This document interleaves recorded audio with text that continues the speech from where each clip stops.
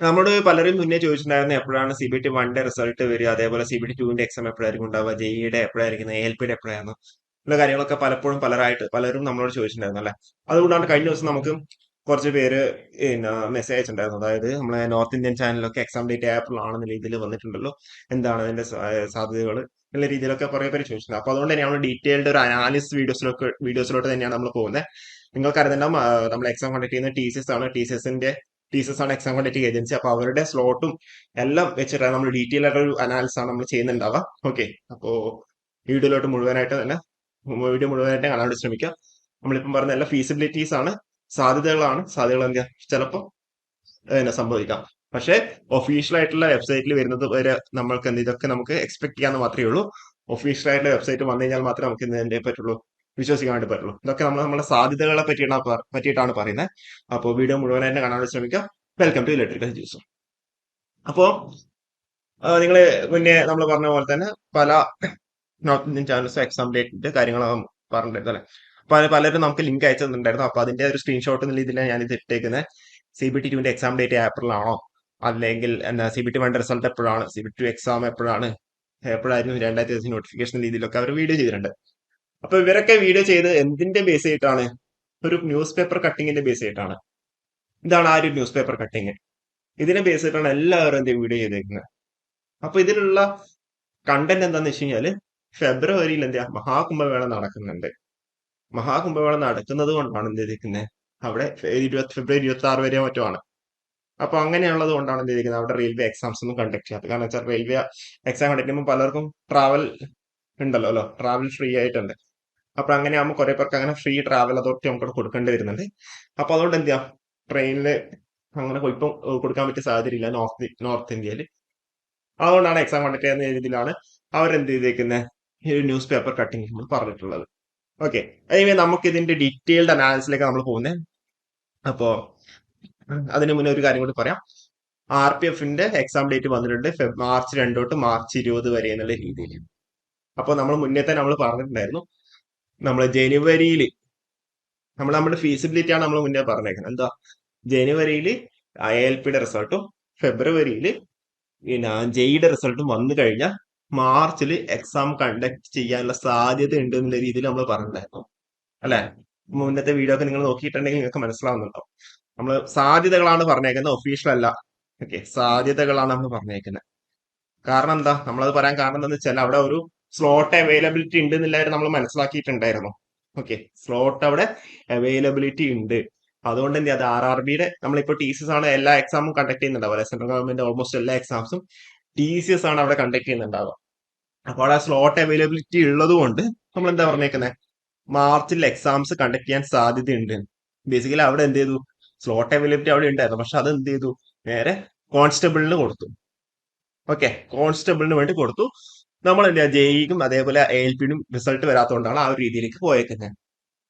May be അവിടെ result അവിടെ വന്നിട്ടുണ്ടെന്നുണ്ടെങ്കിൽ March തന്നെ അവിടെ എക്സാം കണ്ടക്ട് ചെയ്യായിരുന്നു. ഓക്കെ, നമ്മൾ മുന്നേ അതുകൊണ്ടാണ് നമ്മൾ അവിടെ പറഞ്ഞേക്കുന്നത്. എനിവേ നമുക്ക് അവിടെ എന്താ മാർച്ച് 2 തൊട്ട് മാർച്ച് 20 വരെ എന്നുള്ള സ്ലോട്ട് നമുക്ക് അവിടെ ഇല്ല. ഇനിയുള്ള എന്തൊക്കെയാണ് ഓപ്പർച്യൂണിറ്റീസ് എന്ന രീതിയിലേക്കാണ് നമ്മൾ പോകുന്നത്. ഇനിയുള്ള എക്സാം ഡേറ്റ് എപ്പോഴായിരിക്കും എന്ന രീതിയിലാണ് നമ്മൾ പറയുന്നത്.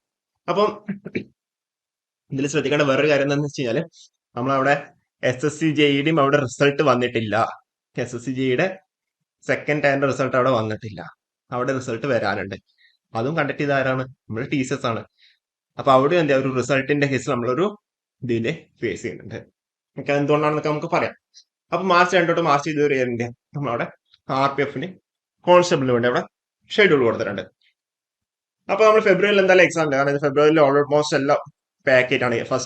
ഫസ്റ്റ് ഗേറ്റ് വന്നു, പിന്നെ ജാം വന്നു, പിന്നെ SSC GD ഒന്ന്, കോൺസ്റ്റബിൾ വന്നു. അത് 4 തൊട്ട് ഫെബ്രുവരി 25, അത് 4, 5, 7, പിന്നെ 14, 15 അങ്ങനെയൊക്കെയാണ് ഡേറ്റ് വന്നേക്കുന്നത് SSC GDയുടെ. പിന്നെ പറയുകയാണെന്നുണ്ടെങ്കിൽ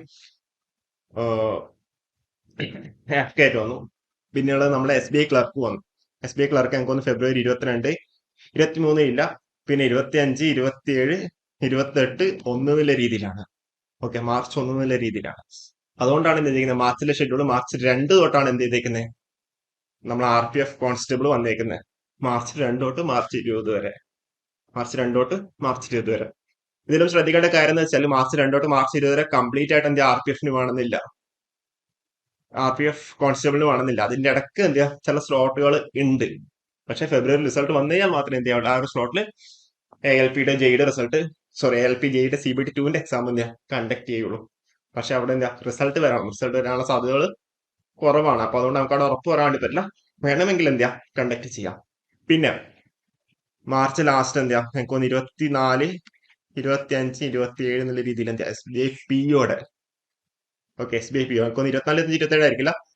SBIയുടെ ഒക്കെ അത് മോസ്റ്റ്ലി സാറ്റർഡേ സൺഡേസിലാണ് നടത്താറ്. ഓക്കെ, അപ്പൊ ആ ഒരു രീതിയിൽ എന്ത് ചെയ്യാം SBI POയുടെ എക്സാം വരാൻ സാധ്യതയുണ്ട്. ഓക്കെ, അപ്പോ അങ്ങനെ നോക്കുവാണെങ്കിൽ 29, 30 കേട്ടോ, 29, 30 ആയിരിക്കും. 29, 30 ഡേറ്റ് വന്നത്. 22, 29, 30 ആണെന്നുണ്ടെങ്കിൽ എന്താ കണ്ടക്ട് ചെയ്യാം. 22, 29, 30. ഓക്കെ, 22, 29, 30 കാരണം വെച്ചാല് അവര് സാറ്റർഡേ സൺഡേസിലാണ് എക്സാം കണ്ടക്ട് ചെയ്യാറ് പൊതുവെ. ഓക്കെ, അപ്പോൾ മാർച്ചിൽ എന്താ SBI POയുടെ എക്സാം വരാം. വേണമെങ്കിൽ മാർച്ച് ലാസ്റ്റിൽ കുറച്ച് സ്ലോട്ടുകൾ ഉണ്ട്, വേണമെങ്കിൽ മാർച്ച് ലാസ്റ്റിൽ നടത്താം. അല്ലാന്നുണ്ടെങ്കിൽ എന്ത് ചെയ്യാം നമുക്ക് ഏപ്രിലേക്ക് പോകേണ്ടി പറ്റും. ഏപ്രിൽ അവിടെ കംപ്ലീറ്റ് സ്ലോട്ടുകൾ അവൈലബിൾ ആയിട്ടുണ്ട്. ഓക്കെ, എക്സാംസ് വളരെ കുറച്ച് എക്സാംസ് മാത്രമേ ഉള്ളൂ. ഏപ്രിൽ വേണമെന്നുണ്ടെങ്കിൽ എന്ത് ചെയ്യാം JEE, CBT2, അതേപോലെ ALP, CBT2ന്റെ എക്സാം കണ്ടക്ട് ചെയ്യാം. അപ്പൊ അങ്ങനെയാണെന്നുണ്ടെങ്കിൽ എന്താ നമ്മൾ നോർത്ത് ഇന്ത്യൻസ് ചാനലിൽ പറഞ്ഞ പോലെ എക്സാം ഏപ്രിലിൽ വരാം. ഓക്കെ, ഏപ്രിലിൽ വരാം. ALP ഏപ്രിലിൽ വരാം, ജെയും വരാം. ഇൻ കേസ് കുറച്ചും കൂടി ഡിലേ ആണെന്നുണ്ടെങ്കിൽ എന്ത് ചെയ്യാം മെയിൽ എന്തായാലും കണ്ടക്ട് ചെയ്യാം. മെയിലും എക്സാം സ്ലോട്ട് അവിടെ അവൈലബിൾ ആണ്. ആകെ നമ്മൾ ടെൻഡേറ്റീവ് അവിടെ സ്ലോട്ട് പറഞ്ഞേക്കുന്ന RRB പാരാമെഡിക്കലിന്റെ തന്നെ ടെൻഡേറ്റീവ് ആയിട്ട് അവിടെ വരാൻ സാധ്യതയുണ്ട്. നമ്മൾ നേരത്തെ പറഞ്ഞ JEEക്ക് വേണമെങ്കിൽ 1-2 ദിവസങ്ങൾ മാത്രമേ ആവശ്യമുള്ളൂ മാക്സിമം. അപ്പോൾ അവിടെ സ്ലോട്ട് അവൈലബിൾ ആണ്. വേണമെന്നുണ്ടെങ്കിൽ ഞാൻ മെയിലും എക്സാംസ് കണ്ടക്ട് ചെയ്യാം. ഇതൊക്കെ നമ്മൾ പറയുന്ന ഒഫീഷ്യൽ അല്ല. നമുക്ക് ഇതൊന്നും ഒഫീഷ്യലായിട്ട് നമുക്ക് പറയുന്നുണ്ടെങ്കിൽ എന്താ നമ്മുടെ വെബ്സൈറ്റിൽ, റെയിൽവേയുടെ വെബ്സൈറ്റിൽ വരണം. എന്നാലും മാത്രം നമുക്ക് ഒഫീഷ്യലായിട്ട് നമുക്ക് അവിടെ പറയാൻ വേണ്ടി പറ്റുള്ളൂ. ഇതൊക്കെ എന്താണ് നമ്മളുടെ ഒരു സാധ്യതകളാണ്. അതുകൊണ്ടാണ് കൃത്യമായിട്ട് നിങ്ങൾക്ക് എന്ത് ചെയ്തേക്കുന്നത്, ഓരോ എക്സാം, മാർച്ച് മാസത്തെ എക്സാം കലണ്ടർ, ഫെബ്രുവരി മാസത്തെ എക്സാം കലണ്ടർ, ഏപ്രിൽ മാസത്തെ എക്സാം കലണ്ടർ, അതൊക്കെ വെച്ചിട്ട് എന്ത് നിങ്ങൾ കൃത്യമായിട്ട് നിങ്ങൾക്കും കൂടി പറയുമ്പോൾ കൃത്യമായിട്ട് എന്തെങ്കിലും മനസ്സിലാവും. അല്ലാതെ നോർത്ത് ഇന്ത്യൻ ചാനൽ നിങ്ങൾക്ക് കയറി കഴിഞ്ഞാൽ അവരുടെ ഇതിലൊന്നും ഇങ്ങനെയൊന്നും ഉണ്ടാവില്ല. ഒരു ഏപ്രിൽ ഉണ്ടാവുന്ന രീതിയിലാണ് പറഞ്ഞിട്ടുണ്ടാവും. പക്ഷെ നമ്മളവിടെ സ്ലോട്ടൊക്കെ വെച്ചിട്ടാണ് നമ്മൾ പറയുന്നത്. ഓക്കെ, അതുകൊണ്ട് നമ്മൾ മുന്നേ പറഞ്ഞത് നമ്മളെന്താ മാർച്ചിൽ എക്സാം സാധ്യത ഉണ്ട് എന്ന് പറയാൻ കാരണം എന്താ, അവിടെ സ്ലോട്ട് അവിടെ അവൈലബിൾ ആണ്. അതുകൊണ്ടാണ്. പക്ഷെ നമ്മൾ നിർഭാഗ്യമല്ല, കാരണം അതെന്ത് അവിടെ മാർച്ചിൽ എന്ത് ചെയ്യാ നേരെ RPFന് കൊടുത്തേക്കുന്നത്. നിങ്ങൾക്ക് കാര്യം മനസ്സിലായെന്ന് വിചാരിക്കുന്നത്. ഓക്കെ, നമുക്ക് ഇതൊക്കെ പ്രൊഡിക്ട് ചെയ്യാൻ വേണ്ടി മാത്രമേ പറ്റുള്ളൂ. പക്ഷെ അത് ഒഫീഷ്യൽ ആക്കണമെന്നുണ്ടെങ്കിൽ എന്താ റെയിൽവേ കൂടി വിചാരിക്കണം. ഓക്കെ, അപ്പൊ അതുകൊണ്ടാണ് മെയിലും വേണമെന്നുണ്ടെങ്കിൽ നടത്തും. ഏപ്രിൽ, മെയ് മാക്സിമം ഏപ്രിൽ തന്നെ ആയിരിക്കും എക്സാം കണ്ടക്ട് ചെയ്യുന്നുണ്ടാവും. മാർച്ച് ലാസ്റ്റ് വേണമെങ്കിൽ കണ്ടക്ട് ചെയ്യാം. പക്ഷെ അത്രയും റിസൾട്ട് വരണ്ടേന്, ALPയുടെ റിസൾട്ട് വരണം. അപ്പൊ അവിടെ സാധ്യത കുറവാണ്. ഏപ്രിലിൽ തന്നെ വേണമെന്നുണ്ടെങ്കിൽ കണ്ടക്ട് ചെയ്യാനുള്ള സാധ്യത കൂടുതലാണ്. കാരണം വെച്ചാൽ അവിടെ എക്സാം സ്ലോട്ട് ഇഷ്ടം പോലെയുണ്ട്. ഓക്കെ, പിന്നെ ജൂണിലത്തെയാണ്. ജൂണിൽ അവിടെ SSCയുടെ സെലക്ഷൻ പോസ്റ്റും CGLഉം ഉണ്ട്. പിന്നെ ജൂലൈയിലാണെങ്കിൽ IBPS RRB റീജിയണൽ റൂറൽ ബാങ്കിന്റെ PO, അതേപോലെ ഓഫീസ് അസിസ്റ്റന്റ്, അതൊക്കെ എന്ത് ചെയ്യാം ജൂലൈ, ഓഗസ്റ്റ് എന്ന രീതിയിൽ. പിന്നെ SSC CPO, SSC CHSL. Okay, അപ്പോൾ ഇത്രയും കാര്യങ്ങളാണ് പറയാനുള്ളത്. അപ്പൊ ഈ ഒരു വീഡിയോ നിങ്ങൾക്ക് എഫക്റ്റീവ് ആയിട്ടുണ്ടാവുന്നതാണ് ഞാൻ വിചാരിക്കുന്നത്. കാരണം വെച്ചാല് നമ്മൾ ആ ഒരു എക്സാം സ്ലോട്ട് വരെ പറഞ്ഞിട്ട് നമ്മൾ ഡീറ്റെയിൽ ആയിട്ട് നമ്മൾ ചെയ്തൊരു വീഡിയോ ആണ്. അപ്പോ ഓക്കെ, നമ്മൾ സാധ്യതകളാണ് പറയുന്നത്. ഒരോട്ടം കൂടെ നമ്മൾ പറയുന്നു, ഇതൊക്കെ സാധ്യതകളാണ്. ഒരിക്കലും എന്താ ഏപ്രിൽ തന്നെ വേറെ നിർബന്ധമില്ല, അല്ലെങ്കിൽ മാസം തന്നെ ഉണ്ടാവണം നിർബന്ധമില്ല. ഓക്കെ, അപ്പൊ ഇതൊക്കെ നമ്മൾ പറയുന്ന സാധ്യതകളാണ്. അപ്പോ ഇതിൽ ചേഞ്ചസ് ഉണ്ടാവാം. ഓക്കെ, പക്ഷെ വരാനുള്ള സാധ്യത എന്താ കൂടുതലാണ്. ഓക്കെ, വരാനുള്ള സാധ്യത കൂടുതലാണ്. ഓക്കെ, അപ്പൊ ഒഫീഷ്യലായിട്ട് ഇതേപോലെ വെബ്സൈറ്റിൽ വന്നു കഴിഞ്ഞാൽ മാത്രമേ നമുക്ക് വിശ്വസിക്കാൻ വേണ്ടി പറ്റുള്ളൂ. നിങ്ങൾ എന്നെയും വിശ്വസിക്കേണ്ട. പക്ഷെ ഞാൻ ആ ഒരു സാധ്യതകൾ എന്താ നിങ്ങളുടെ മുന്നിലേക്ക് എത്തിക്കുകയാണ് ചെയ്തേക്കുന്നത്. ഓക്കെ, അപ്പൊ ഇത് ഇപ്പോഴും കൂടെ ഓരോട്ടം കൂടി നമ്മൾ തർപ്പിച്ച് പറയുന്നു, ഇതൊക്കെ സാധ്യതകളാണ്. അപ്പോ വരാനുള്ള സാധ്യതകൾ മാത്രമാണ് പറയുന്നത്. അപ്പോ ഒഫീഷ്യലായിട്ട് എന്താ വെബ്സൈറ്റിൽ വന്നു കഴിഞ്ഞാൽ മാത്രം നിങ്ങൾ വിശ്വസിക്കുന്നുണ്ടോ.